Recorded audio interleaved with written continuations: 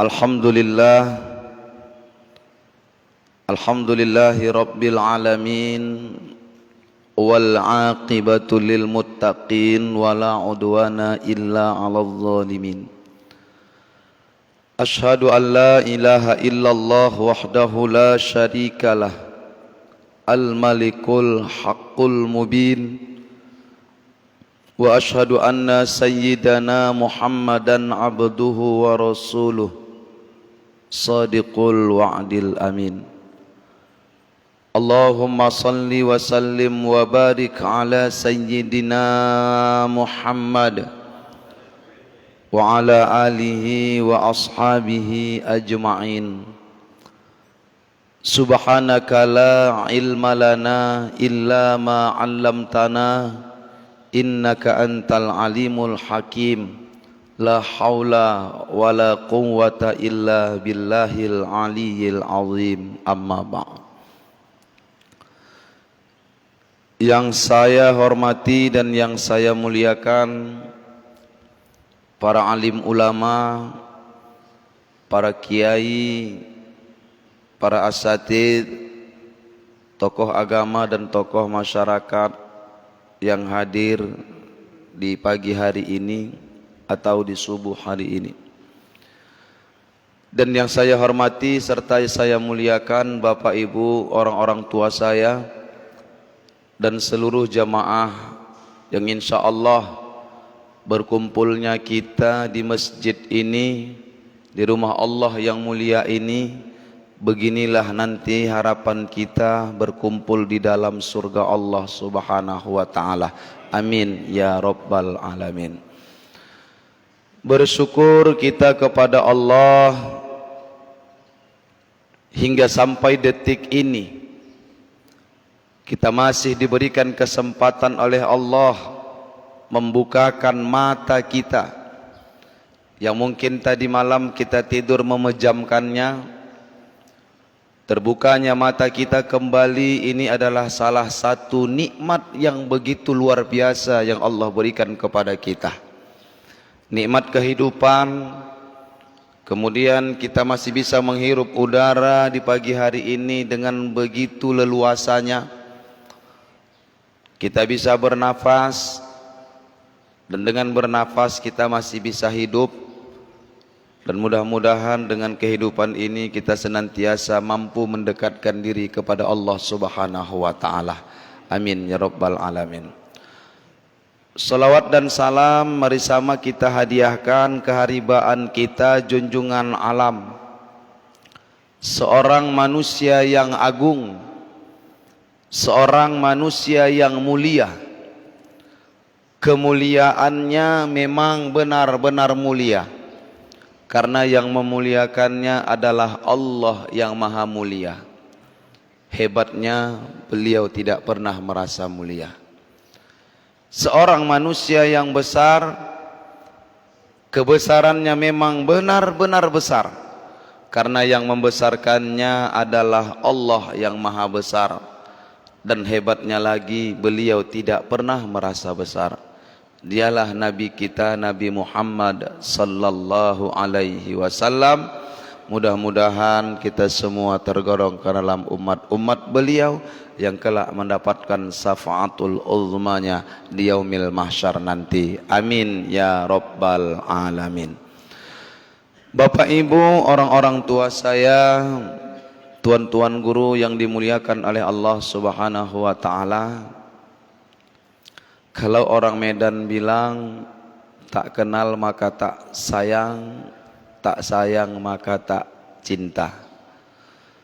Izinkan saya memperkenalkan diri saya supaya Bapak Ibu semua kenal dengan saya, dan mudah-mudahan kita saling mengenal dan silaturahim ini bukan terjadi pertama ini saja.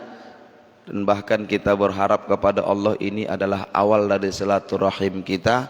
Dan insya Allah Allah terus sambungkan kelak silaturahim kita di masa yang akan datang. Amin ya rabbal alamin. Nama saya Arif Habibi Batubara, sama dengan Ustadz Abdul Somad Batubara. Karena kalau di Medan Bapak Ibu saya dibilang Ustadz Abdul Somad KW, karena kata mereka miripnya wajah saya dengan beliau. Alhamdulillah sudah 4 kali saya bertemu dengan beliau. Mungkin ini juga salah satu berkah. Saya lahir itu di Kabupaten Labuhan Batu Utara, Provinsi Sumatera Utara. Jaraknya dari kota Medan itu kurang lebih 6 jam naik mobil. Tapi saya berdomisili di Kabupaten Deli Serdang, bersebelahan dengan kota Madia Medan. Karena kebetulan istri saya orang Kabupaten Deli Serdang di daerah Sumatera Utara. Bapak Ibu, orang-orang tua saya yang dimuliakan Allah Subhanahu wa taala. Saya teringat sebuah hadis Rasulullah sallallahu alaihi wasallam. Hadis ini saya kutip di dalam kitab Nasaihul Ibad.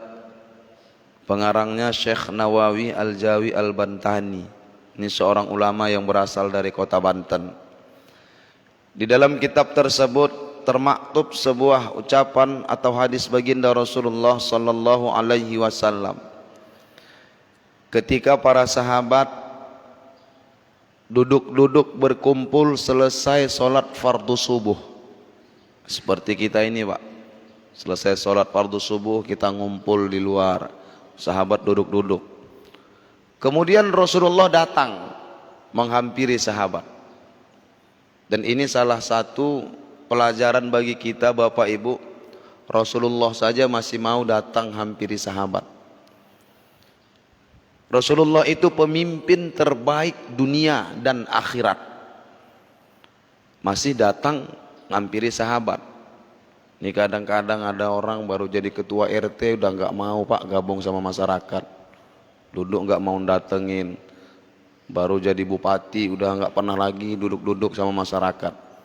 Nabi saja masih datangi sahabat. Kemudian Nabi bertanya, ya ashabihi, wahai sahabat-sahabatku, kaifa asbahtum, bagaimana kabar kalian hari ini? Rasul nanya kabarnya, kabar sahabat-sahabatnya. Kalau seandainya Pak saya tanya hari ini, bagaimana kabar Bapak hari ini semua Pak? Alhamdulillah baik. Ibu, bagaimana kabarnya di pagi hari ini Bu? Alhamdulillah sehat, alhamdulillah baik. Itu jawaban kita. Tapi sahabat ketika itu ditanya oleh Rasulullah, jawabannya nggak sama Pak, nggak seperti jawaban kita. Nah, ini bedanya sahabat dengan kita. Apa jawaban sahabat ketika itu? Kata para sahabat, asbahna mu'minina billah. Kabar kami ya Rasulullah beriman kepada Allah. Wah, ini jawabannya luar biasa. Jadi kalau nanti ditanya Bapak Ibu, tetangga atau saudara, baik langsung maupun via telepon, via WA, Bapak, Ibu, apa kabar? Jadi jawaban kita mulai hari ini beriman kepada Allah. Nah, ini sangka-sangka orang nih mau meninggal dunia nih, karena nggak pernah jawab begini, tiba-tiba jawabannya kok beda gitu. Nah, tapi ini jawaban para sahabat. Tapi hari ini banyak orang ngaku beriman saja. Kalau ditanya, kamu beriman? Iya, aku beriman. Buktinya mana? Ini alam semesta ini diciptakan Allah. Aku yakin. Ini tanda imanmu? Iya benar, ini tanda keimanan. Benar, tanda keimanan. Tapi belum imanan kamilah, belum sempurna keimanan. Apakah meyakini rukun iman yang 6? Kita mengatakan iman kita sudah sempurna, belum. Ternyata kesempurnaan iman itu enggak cukup itu saja Bapak Ibu. Kenapa Rasulullah bertanya dengan sahabat, wa ma alamatu imanikum, dan apa tanda iman kalian itu sahabatku? Nah, Rasul tanya. Apa kata para sahabat? Nasbiru alal bala wa nashkuru alal roha wa narto biqadoillah. Tanda iman kami ya Rasulullah, nasbiru alal bala, bersabar atas ujian yang diberikan oleh Allah. Wa nashkuru alal roha, bersyukur atas nikmat yang dikaruniakan oleh Allah. Wa nardo biqadaillah, dan ridho dengan ketetapan Allah subhanahu wa ta'ala. Inilah 3 tanda keimanan para sahabat-sahabat Rasulullah sallallahu alaihi wasallam. Kalau ditanya hari ini Bapak Ibu, 3 tanda imannya sahabat ada nggak dalam diri kita hari ini? Kita koreksi satu persatu. Nasbiru alal bala, bersabar atas ujian yang diberikan oleh Allah. Hari ini Allah berikan ujian kepada kita, sabar nggak menghadapi ujian itu? Salah satu bentuk ujian itu apa nih? COVID-19. Ini ujian dari Allah. Sabar nggak? Nggak sedikit orang yang ngeluh ketika Allah berikan ujian ini, Pak. Dari mulai Maret, ini bulan November, kurang lebih 8 bulan Bapak Ibu kita diuji oleh Allah. Ada yang ngeluh gara-gara COVID, usahaku macet. Gara-gara COVID, anakku nggak sekolah-sekolah, belajarnya daring, beli kuota 1 bulan sekian, bertambah pengeluaran. Gara-gara COVID, silaturahim putus. Silaturahim kita putus, Pak, tanpa kita sadari. Salaman aja kita takut kan, gara-gara COVID. Udah biasa, sholat saya di Medan itu udah biasa. Kadang khutbah Jumat, selesai salam, selesai doa, alhamdulillahi rabbil alamin. Lihat ke belakang, Pak, mau salaman, sholawatan, udah jamaah udah hilang semua, pada pulang. Saya baca Allahumma antas salam wa minkas salam, jamaahnya ngomong juga Allahumma lantas, pulang. Mereka pulang. Gara-gara apa? Gara-gara COVID. Banyak orang nggak sabar, banyak orang nggak mampu bersabar ketika Allah uji dengan ini. Padahal ujian yang Allah berikan ini sebenarnya ada hal baiknya. Kita kadang fokusnya pada ujian musibah yang Allah berikan. Padahal di balik musibah itu terkandung hikmah dan nikmat yang begitu luar biasa. Tapi coba kita hari ini belajar, ketika musibah Allah berikan, ujian Allah berikan, ayo kita lihat, ada nggak nikmatnya? Yang fokusnya kita hari ini pada musibahnya, tapi kita lupa dengan nikmat di balik musibah itu. Kejadian COVID ini ada nggak nikmatnya? Ada, Pak. Anak saya nggak hafal juz 30, gara-gara COVID hafal juz 30. Kenapa? Nggak ada kerja, sekolah kagak. Udah saya suruh aja baca Quran di rumah. Yang sikit anaknya nambah anaknya. Positif semua istri-istri kita, Pak. Bukan positif COVID, positif hamil semua. Di rumah aja tiap hari. Nikmatnya itu sebenarnya banyak. Tapi kadang-kadang kita kurang mengambil nikmat itu. Ngeluhnya apa? Karena ujian, musibah. Ya kalau musibah Allah berikan, ujian Allah berikan, wajar. Di sekolah saja Bapak Ibu, kalau mau naik kelas diuji dulu. Maka saya sering bilang, ini dunia adalah madrasah. Dunia ini adalah ibarat sebuah sekolah. Ada yang bertindak sebagai guru, ada yang bertindak sebagai murid, dan ada yang bertindak sebagai pelajarannya. Siapa yang bertindak sebagai guru? Allahu Rabbi. Allah itu bertindak sebagai guru. Siapa muridnya? Kita manusia, muslimin, muslimat, mukminin, mukminat. Kitalah murid-muridnya. Pelajarannya apa? Nih, apa yang ada di alam dunia ini, itu semua pelajaran. Ketika guru, Pak, buat ujian, ini menentukan naik kelas atau tidaknya kita. Kalau lulus ujian, naik kelas lebih tinggi. Kalau nggak lulus, tetap kita di kelas yang sama. Jadi Allah berikan ujian itu peningkatan kita, kualitas keimanan kita. Diuji Allah, mampu tidak dia sabar. Lulus nggak dia ujian ini? Ketika kita lulus, Pak, diangkat, kita naik ke kelas yang lebih tinggi. Begitu dengan ujian tadi, di sekolah kita mau naik kelas, ujian dulu. Sama dengan dunia ini. Ini pelajaran di dunia ini, pelajari semua. Lihat tumbuhan, berzikir. Lihat mobil jalan, berzikir. Lihat musibah, pelajaran. Lihat nikmat, itu juga ada pelajaran. Semua yang kita lihat di alam ini bisa kita jadikan pelajaran. Lihat musibah. Kenapa musibah Allah turunkan? Kan Allah bilang, "Dhaharul fasadu fil barri wal bahr bima kasabat aydin nas liyudhiqahum ba'dalladzi 'amilu la'allahum yarji'un." Musibah itu Allah turunkan kenapa? Karena manusia.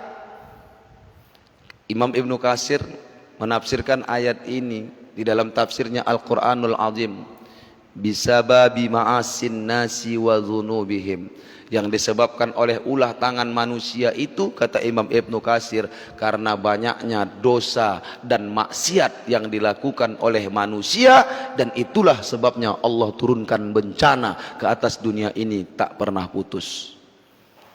Namun bencana yang Allah berikan gak buat manusia sadar. Bencana Pak yang kita lihat, bisa kita lihat Allah turunkan. Contohnya apa? Di Medan, Sumatera Utara, Gunung Sinabung erupsi terus Pak, kagak berhenti-berhenti, ngeluarkan debu vulkanik.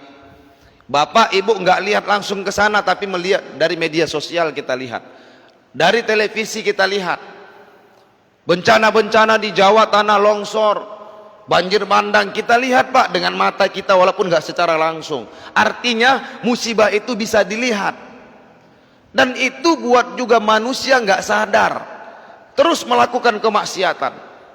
Musibah yang bentuknya bisa kita lihat Allah turunkan, nggak buat kita sadar supaya dekat dengan Allah. Akhirnya Allah turunkan musibah yang nggak bisa kita lihat Pak.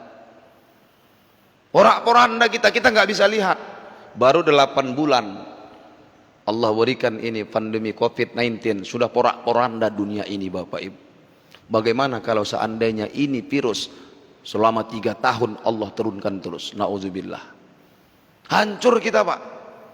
Ini belum ada apa-apanya.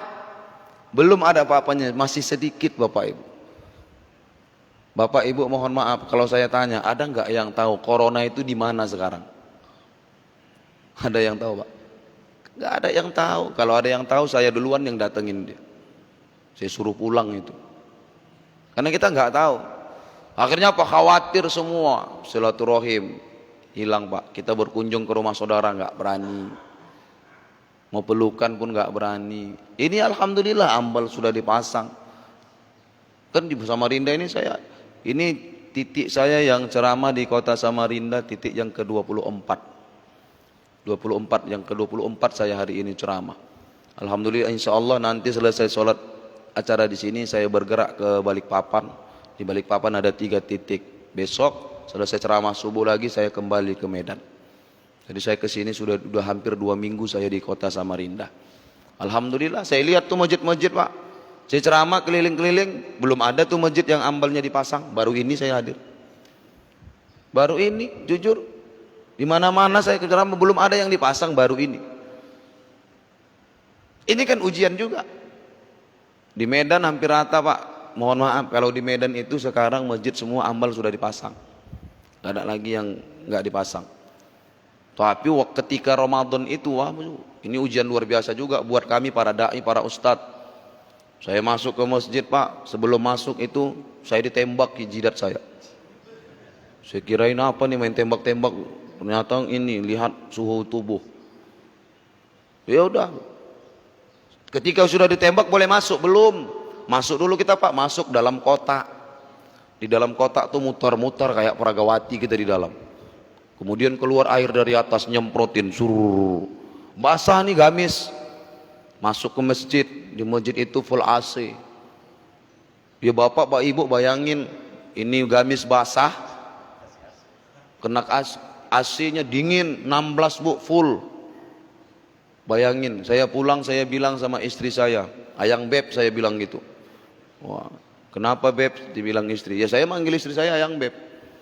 Ya, janganlah romantisnya waktu muda Pak. Udah tua pun bau kita memang disuruh romantis sama pasangan. Jangan masih muda aja romantis. Ya Bu ya. Ibu romantis dengan suami, bapak romantis dengan istri. Ini bulan Rabiul Awal. Nabi itu ngajarkan kita hidup romantis. Nabi itu kemana-mana Bu. Pak, itu jalan dengan istrinya dia pegangi tangannya. Itulah romantisnya baginda Rasulullah. Kalau bapak jalan sekarang sama istri mau kondangan, pernah nggak pegang tangan istri? Boro-boro, malu pak. Udah jalan sendiri, pegang-pegangan, mental banget. Ya kan begitu. Saya kemana-mana saya pegangi pak. Kalau masuk mall itu paling kuat saya pegangi tangannya. Kalau nggak dipegangi habis uang saya pak, entah apa. Semua diambilin. Itulah ibu-ibu. Memang begitulah perempuan. Perempuan itu paling nggak tahan digoda setan pak. Kalau laki-laki nggak tahan digoda perempuan. Adam keluar dari surga itu siapa yang goda? Hawa. Perempuan yang goda. Hawa menggoda Adam, siapa yang goda? Iblis, setan yang goda. Makanya pak, para laki-laki, suami-suami gak bisa dan gak tahan godaan perempuan. Perempuan gak tahan godaan setan. Kalau suami-suami hari ini keluar dari rumahnya, di luar sana dia lihat anak orang, dia ingat anaknya. Tapi kalau lihat binik orang, dia lupa dengan biniknya. Itu suami-suami. Perempuan buktinya pak, nggak usah jauh-jauh, belanja ke swalayan, niat dari rumah beli pasta gigi, yakin dan percayalah pulang nggak bawa pasta gigi, semua entah apa-apa aja yang dibeli. Kenapa nggak tahan? Digoda setan, itu beli, di koleksi nampak gelas cantik, beli gelas cantik, dipajang di lemari hias. Saya beli lemari buat kitab pak, kitab saya hijrah, diganti dengan gelas hias. Suami pulang kerja minumnya gelas hadiah Rinso. Gelas yang cantik-cantik tadi untuk siapa? Untuk tamu. Kapan keluarnya? Semester ganjil Idul Fitri, semester genap Idul Adha. Itu pun bukan untuk kita pak, untuk orang. Begitulah perempuan. Nah, jadi keromantisan dengan istri. Bapak ibu, orang-orang tua saya yang dimuliakan Allah subhanahu wa ta'ala, maka ujian yang Allah berikan itu adalah peningkatan keimanan kita di hadapan Allah. Bersyukur kita. Manusia yang mengaku beriman pasti akan diuji Allah. Ahasiban nasu ayyutsaraku ayyaqulu amanna. Apakah manusia mudah saja mereka mengatakan amanna, kami beriman, kami beriman, wahum la yuftanun, sebelum mereka kuuji, kata Allah. Manusia, kalau kau mau ngaku beriman, entar kuuji dulu, kata Allah. Jadi jangan cepat kita ngaku beriman sebelum Allah uji. Jadi bersyukur kita orang-orang yang diuji oleh Allah subhanahu wa ta'ala. Allah turunkan musibah, sabar menghadapi musibah. Hidup ini memang ujian. وَلَنَبْلُوَنَّكُمْ بِشَيْءٍ مِّنَ الْخَوْفِ وَالْجُوعِ وَنَقْصٍ مِّنَ الْأَمْوَالِ وَالْأَنفُسِ وَالثَّمَرَاتِ. Di sini kata Allah apa? 5 ujian Allah berikan. Pasti lana beluannakum, pasti pak, lamnya baris atas, baris fathah. Pasti akan kami uji orang-orang yang ngaku beriman, kata Allah. Minal khauf, dengan rasa takut. Walju, dengan lapar. Wa naqsim minal amwal, kekurangan harta dan benda. Wal anfus, kehilangan nyawa orang-orang yang kita cintai. Wafatnya suami, wafatnya istri, wafatnya orang tua.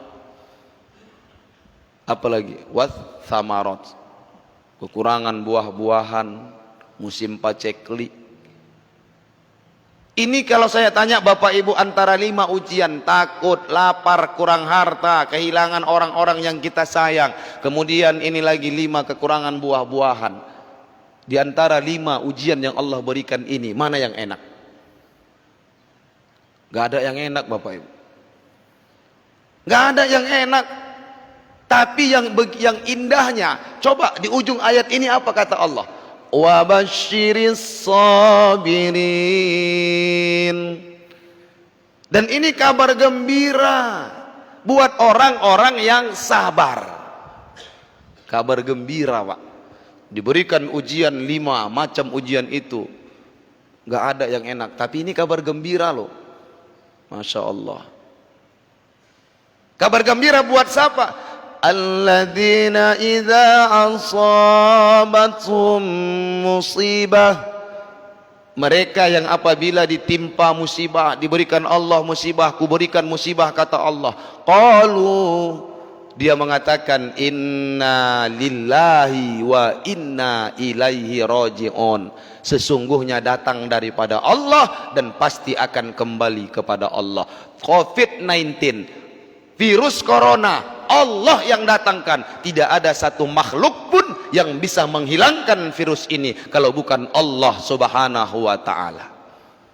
Sehebat apapun mak, antivirus itu dibeli vaksin jenis apapun, kalau sudah kata Allah ini si Arif mohon maaf meninggal dunia karena corona, selesai pak. Nama saya pula saya contohin, jadi takut saya ini. Gak apa-apa, gak takut pak. Kenapa? Bukan kita takbur, tidak. Siapa yang tahu kematian itu datang? Dan bisa saja ini sholat terakhir kita pak, sholat subuh terakhir. Bisa saja, nggak tahu. 5 menit ke depan saja kita nggak tahu masih hidup atau tidak. Nggak tahu kita.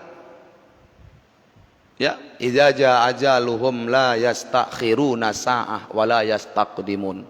Nggak bisa dimajukan, nggak bisa dimundurkan. Mati nggak lihat nama, abjad nama kita pak, mau dari A awalnya, mau dari Z, nggak lihat. Kalau seandainya yang mati duluan huruf naan mengikuti huruf abjad nama, abjad huruf A duluan yang meninggal dunia, saya besok ganti nama. Jadi apa namanya? Zainuddin, kan huruf Z itu. Nah, terakhir meninggal, enggak lihat muda, enggak lihat tua.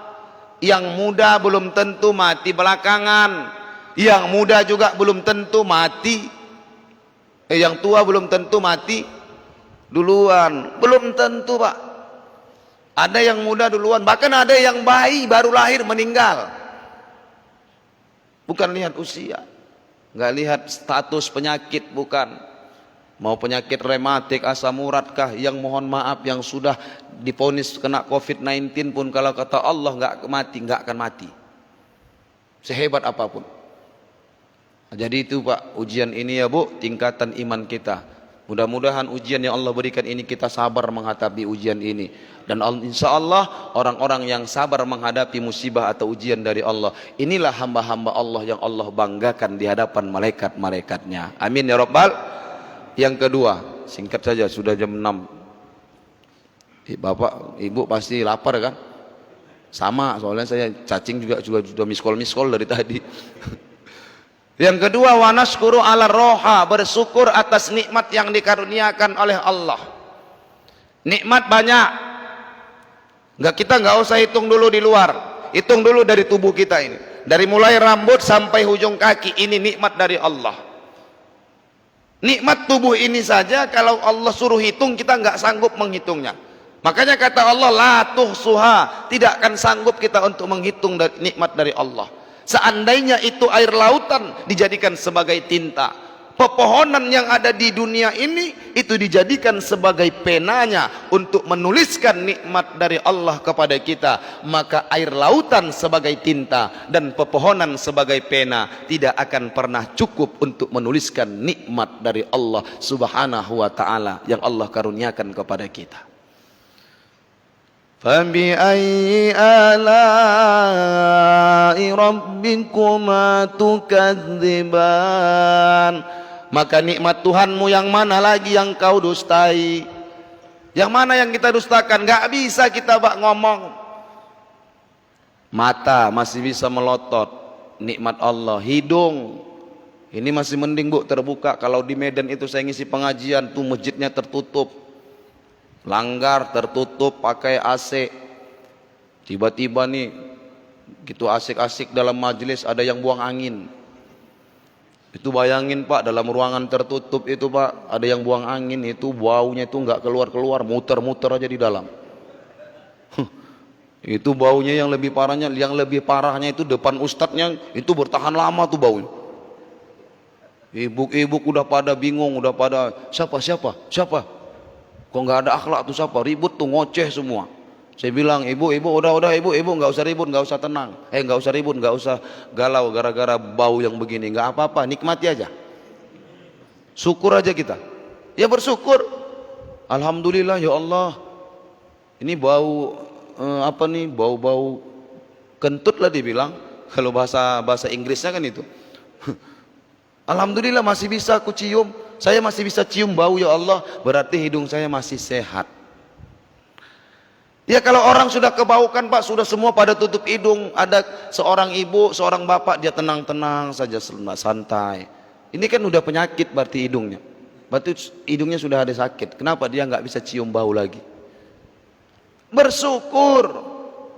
Nggak ada yang perlu kita keluhkan. Bersyukur kapan? Terus sampai kapan? Bersyukur terus. Nggak ada duit bersyukur. Kenapa? Masih bisa jalan. Yang jalan bersyukur walaupun nggak punya duit. Kenapa? Masih ada bu yang nggak punya duit tapi nggak bisa jalan, diem di rumah. Kenapa? Lumpuh. Yang duduk di rumah walaupun di kursi roda nggak bisa ngapain, bersyukur. Masih bisa nyuapin makanan ke mulut. Yang masih bisa nyuapin makan ke mulut, bersyukur. Tuh di rumah sakit banyak yang nggak bisa nyuapin makanan sendiri ke mulutnya. Yang di rumah sakit pun bersyukur walaupun nggak bisa nyuapin makan tapi masih bisa ngomong. Yang bisa ngomong walaupun nggak bisa buat apa-apa di rumah sakit, bersyukur. Ada orang nggak bisa ngomong, ada stroke, iya kan? Ini penyakit stroke ini Pak, kalau mau masuk bulan Ramadan paling banyak yang kena. Kalau masuk bulan Ramadan, ini Ramadan besok, ini hari ini banyak orang kena penyakit stroke. Kalau dibuka ini WhatsApp, langsung semua ngomong tuh di WhatsApp. Mulut tak bisa berbicara, tangan tak bisa bergerak, kaki tak bisa melangkah. Hanya untayan kata inilah yang bisa aku sampaikan. Saya bilang ini penyakit stroke nih. Mulut nggak bisa ngomong, tangan nggak bisa bergerak, kaki nggak bisa melangkah, ini penyakit stroke. Makanya bulan-bulan Ramadan tuh banyak tuh. Mau masuk bulan Ramadan atau Idul Fitri kan. Saya tengok kayak bacai, udah banyak nih orang kena penyakit stroke. Masih bersyukur. Kenapa? Masih bisa menghirup udara, masih bisa hidup. Yang hidup yang itu Pak masih bersyukur. Walaupun dia nggak bisa ngapain tapi hatinya tetap berzikir, nambah amal ibadahnya. Lama sakitnya, sakit kita lama itu adalah cara Allah mengampuni dosa-dosa kita. Tapi sabar. Hidup ini penuh dengan kesyukuran, nggak ada yang perlu kita keluh kesahkan. Nikmat apa? Tangan ini nikmat, kaki nikmat, mulut nikmat. Nikmat itu banyak, Masya Allah. Apalagi nikmat anak bu, nikmat orang tua. Oh Allah ya Karim. Kalau saya sering bilang bu, orang tua itu nikmat luar biasa. Ibu bapak mohon maaf, kapan kita merasakan nikmatnya punya orang tua? Ketika orang tua sudah meninggal dunia, barulah kita tahu ya Allah ternyata nikmat punya orang tua. Kalau orang tua masih hidup belum tahu kita nikmatnya punya orang tua. Tapi kalau sudah wafat, sudah meninggal dunia, barulah terasa nikmatnya punya orang tua. Ini ambal masjid Pak, kalau Idul Fitri saya yakin basah nih. Saya yakin sholat Idul Fitri itu khutbah menyampaikan bagaimana pengorbanan orang tua. Semua nih jemaah pada ingat sama orang tuanya. Semua nangis, ambal masjid basah. Pertanyaannya, apakah air mata yang ditumpahkan itu bisa mengampuni dosa orang-orang tua kita? Gak bisa. Nangis waktu mendengarkan ceramah, pulang dari ceramah Pak, balik lagi tuh buat maksiat, gak sholat lagi. Ya percuma, ngapain tumpahkan air mata banyak-banyak? Artinya apa? Orang tua juga nikmat. Kalau cara bersyukur kan mudah, gunakan aja nikmat yang diberikan Allah untuk jalan kita dekat kepada Allah, itu saja. Apapun bentuk nikmatnya, gunakan untuk Allah. Nikmat harta, gunakan harta untuk Allah. Sehat untuk Allah. Hidup kita hari ini untuk Allah. Anak kita untuk Allah. Orang tua untuk Allah, istri untuk Allah. Semua nikmat apapun, jabatan untuk Allah, ilmu untuk Allah. Semua apapun yang kita miliki semua untuk Allah. Itulah mensyukuri nikmat. Sehat, sholat, rajin, itu untuk mensyukuri nikmat sehat. Harta banyak, ya udah zakatnya keluarin, infak ke masjid, sedekah ke anak yatim, orang-orang miskin. Begitulah cara bersyukur dengan nikmat harta. Mata masih sehat, gunakan untuk apa? Baca Quran, lihat yang baik-baik, mulut masih sehat, masih bisa ngomong, gunakan untuk zikir, nyebut kalimat yang baik-baik. Semua untuk Allah. Itulah cara kita mensyukuri nikmat yang diberikan Allah. Yang terakhir, wa nardo bi qadaillah, dan ridho dengan ketetapan Allah. Sabar itu ibadah, Pak. Syukur juga ibadah. Karena memang tugas kita di dunia ini, wa ma khalaqtul jinna wal insa illa liya'budun. Untuk ibadah kita. Hidup kita ini untuk ibadah. Oh Ustaz, kalau untuk ibadah kapan kami masak? Kapan kami nyuci? Kapan kami nyetrika? Pekerjaan rumah itu semua ibadah, Bu. Niatkan untuk Allah. Ibu buatkan minuman kepada suami, jangan niat karena takut dengan suami. Tapi itu niatnya apa? Lillahi ta'ala. Untuk Allah. Kalau karena suami bisa berpaling. Tapi kalau ikhlas tulus untuk Allah subhanahu wa ta'ala, kalaupun ada suami ibu mau lihat perempuan-perempuan lain, Allah yang membolak-balikkan hati suami kita. Ya muqallibal qulub. Gak jadi, Bu, tapi niat untuk Allah. Setetes dibuat suami minum, dibuat istri minuman untuk suami, setetes diminum suami, satu dosa ibu diampunkan oleh Allah subhanahu wa ta'ala. Mudah sebenarnya, Pak, tapi kadang-kadang males. Besok nih nanti pulang kerja Bapak, coba buatin 1 tong. Nih Bang, Mas, Pak, nih minum. Oh banyak amat? Iya, dosaku banyak sama Abang, bilang. Iya, dosa apa rupanya? Iya, Abang tidur, mandi, dompet Abang nih sering kubuka. Itu dosa tiap hari. Ya banyak dosa kita. Suami dosa sama istri banyak, Pak. Istri dosa sama suami banyak. Makanya Rasulullah dan istrinya itu kalau mau tidur, tahu, lihat istrinya cium tangan baginda Rasul. Untuk apa? Minta maaf.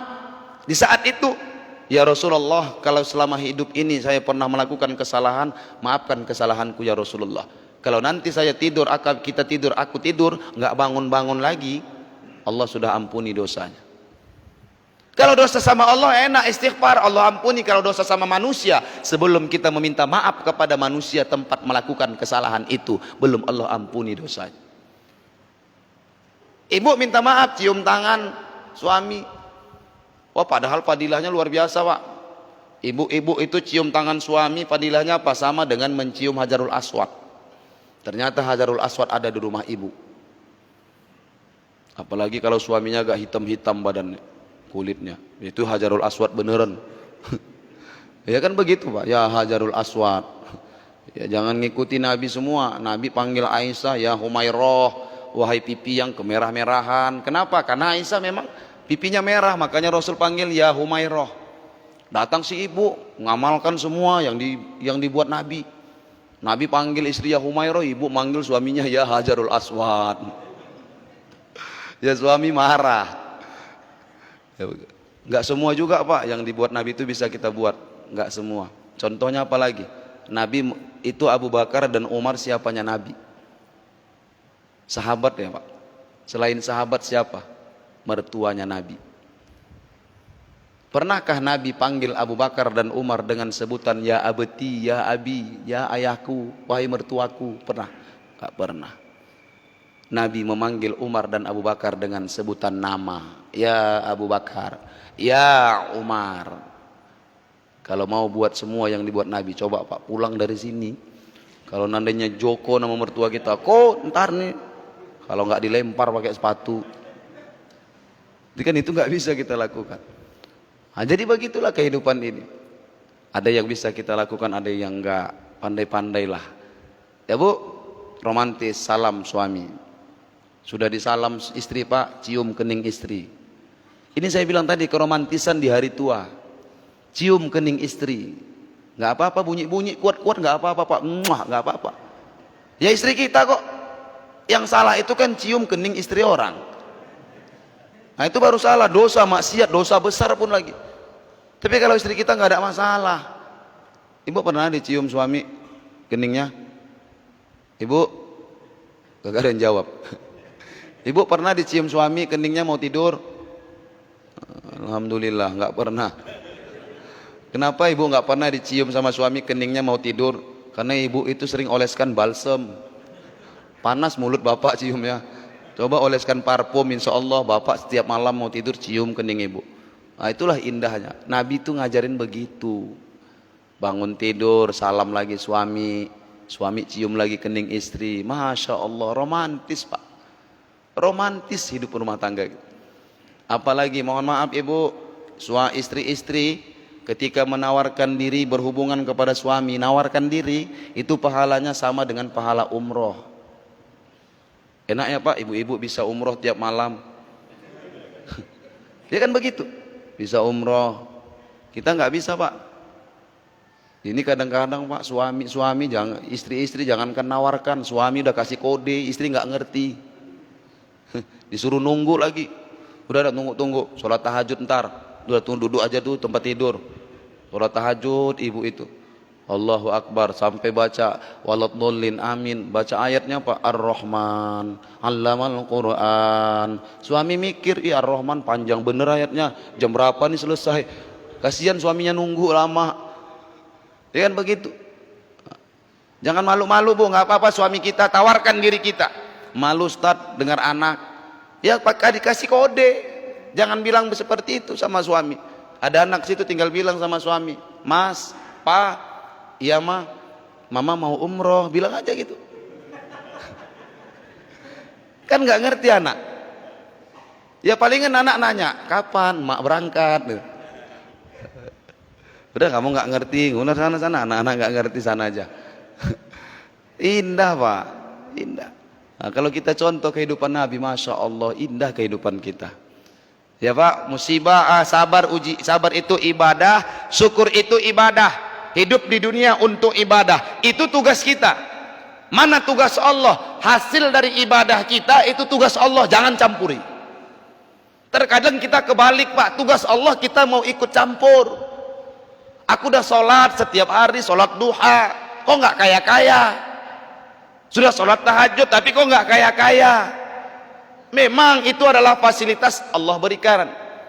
Duha itu fasilitas untuk mendatangkan kekayaan, tapi jangan kita pernah beriktikad, berkeyakinan sholat duha yang menjadikan kita kaya. Bukan, yang menjadikan kita kaya tetap Allah Al-Ghani yang maha kaya. Sholat duha itu fasilitas. Mau dimuliakan makhluk, sholat tahajud itu fasilitas. Tapi yang menjadikan kita mulia bukan sholat tahajudnya, tetap Allah yang menjadikan kita makhluk yang mulia. Tapi fasilitasnya sholat tahajud. Mau berangkat umroh bapak ibu, baca surah Al-Waqiah 40 hari, selesai sholat isya dan selesai sholat subuh. Amalkan. Insya Allah 40 hari amalkan, baca surat Al-Waqiah. Sudah dibaca 40 hari, nggak berangkat, tambah surat Al-Kahfi. Baca 40 hari lagi. Nggak berangkat juga, baca surat Tanah, lihat ukurannya, jual. Ya manusia kan kadang gitu pak. Ibadah mau instan, serba instan, makan sudah instan, minum sudah instan, pahala pun mau instan, bukti ibadah pun mau instan. Berdoa, begitu dia minta rezeki, maunya manusia itu ketika ya Allah berikan aku rezeki ya Allah bisa beli mobil. Ini maunya manusia, langsung uang itu jatuh dari langit, keterapak, letak depannya. Ini kan maunya manusia pak. Tapi Allah nggak begitu. Allah tidak memberikan kepada manusia, kepada hambanya apa yang diinginkan oleh hambanya. Beda dengan manusia yang lain, dengan makhluk yang lain. Apa yang kita inginkan tidak dikabulkan Allah. Kenapa? Karena kalau ditanya, Bu, ini semua Bapak banyak ingin kita, banyak beda-beda. Ibu inginnya beda, Bapak inginnya beda, saya juga inginnya beda. Yang belum punya rumah ingin punya rumah, yang belum punya mobil ingin punya mobil, yang mau ganti mobil baru ingin punya mobil baru. Berbeda-beda keinginan. Tapi Allah tidak kabulkan apa yang kita inginkan. Allah kabulkan apa yang kita butuhkan.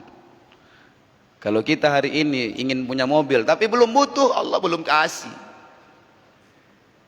Nah itu tugas Allah, jangan campuri. Jangan dicampuri tugas Allah.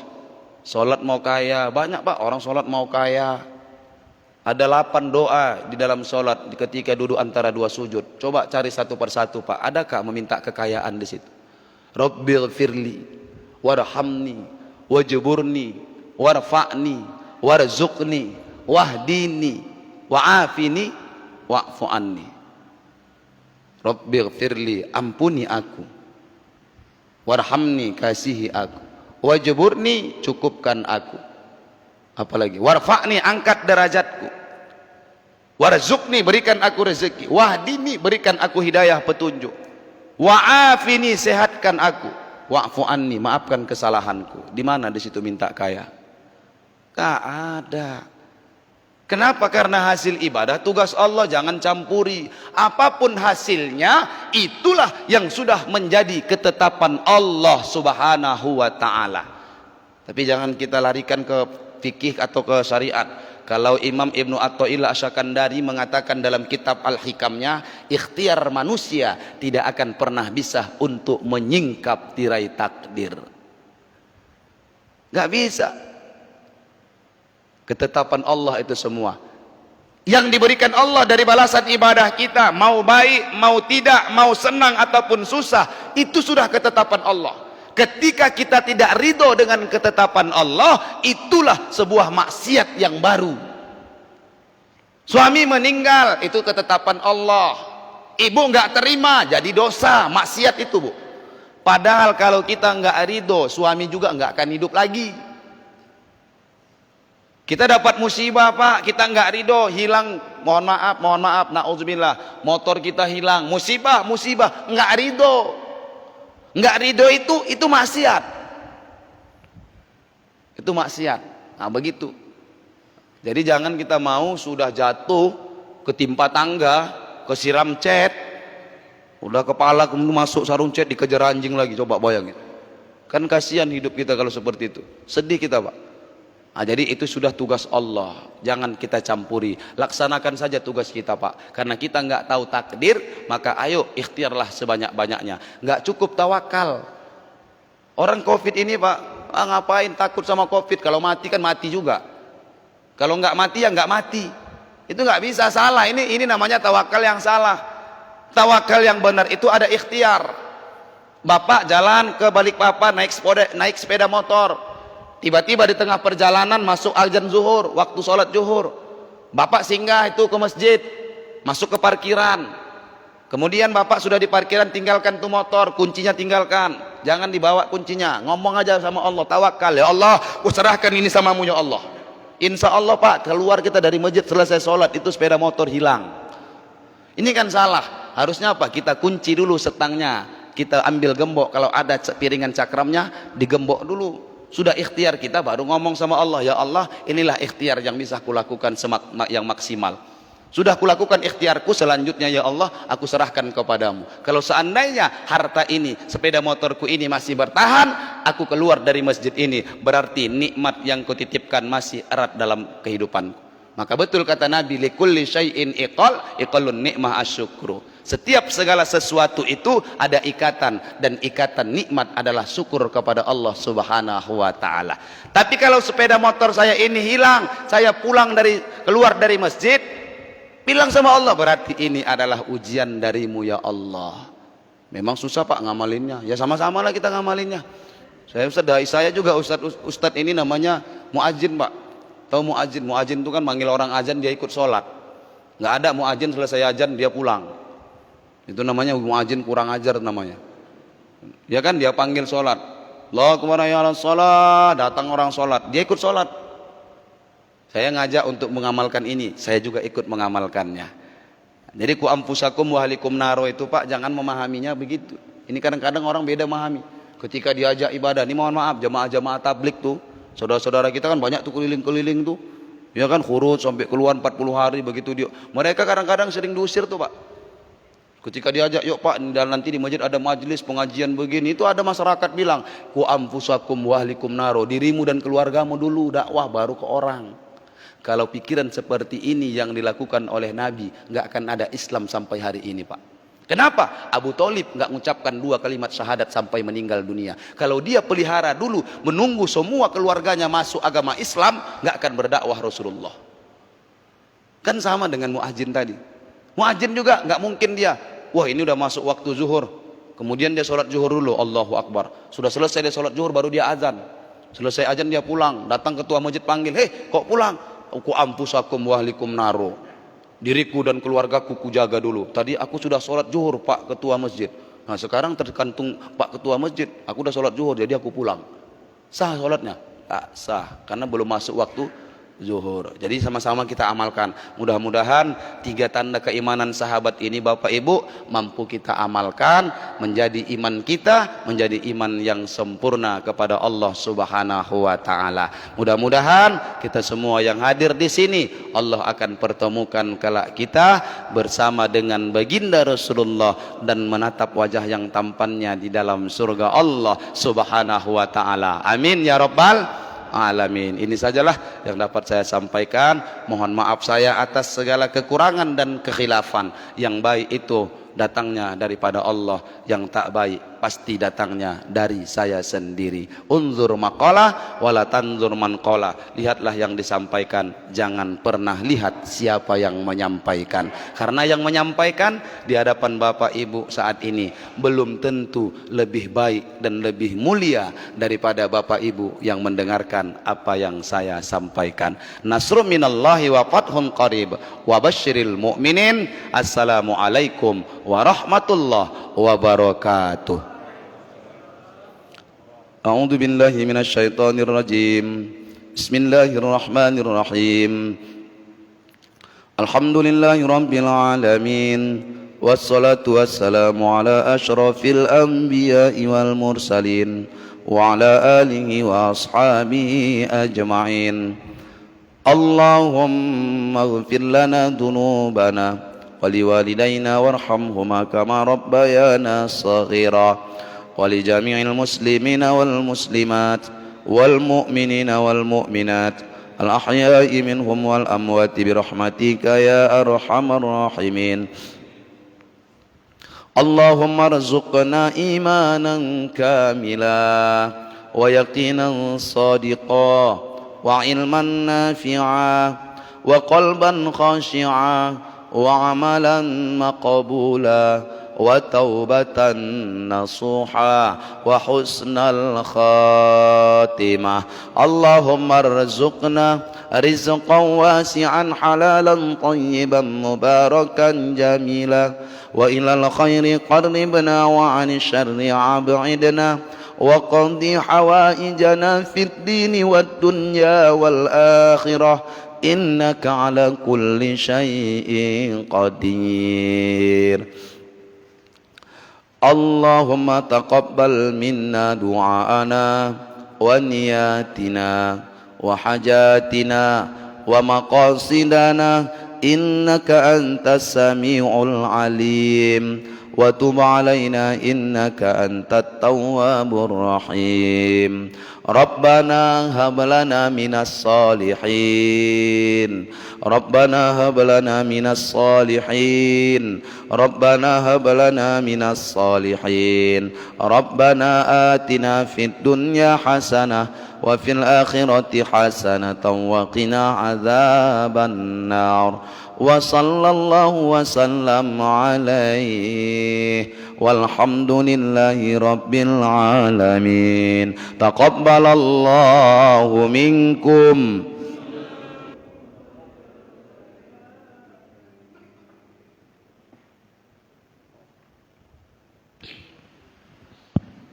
Jamaah hadirin rahimakumullah.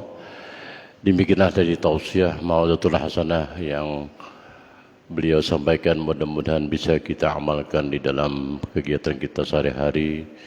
Saya tadi mengutip apa perkataan beliau tadi, unzur maqal la tanzur maqal.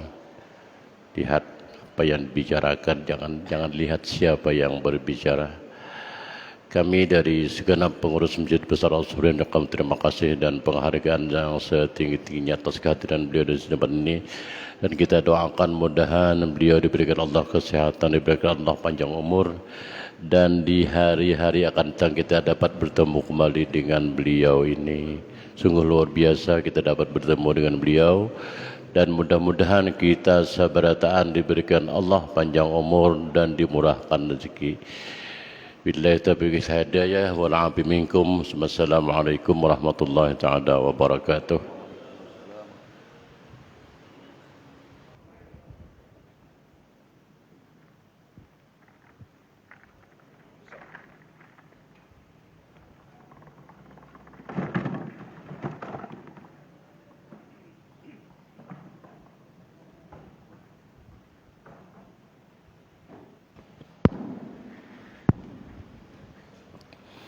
Assalamualaikum warahmatullahi taala